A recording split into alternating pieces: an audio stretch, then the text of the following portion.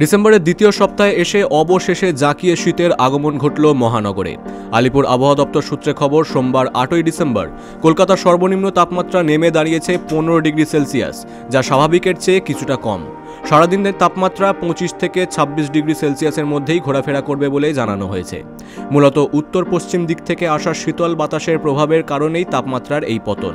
বাতাসের গতিবেগ 6 কিলোমিটার প্রতি ঘন্টার আশেপাশে থাকলেও শীতলতার কারণে শীতের অনুভূতি তীব্র। সকালের দিকে এবং রাতের বেলায় উষ্ণ পোশাকে দেখা যাচ্ছে শহরবাসীকে। আজ দিনের আকাশ অধিকাংশ মেঘলা থাকার সম্ভাবনা থাকলেও বৃষ্টিপাতের সম্ভাবনা নেই বললেই চলে। সকালের দিকে আর্দ্রতা 33% থাকায় আবহাওয়া ছিল আরামদায়ক। দিনভর শুষ্ক ও শীতল আবহাওয়াই বজায় থাকবে।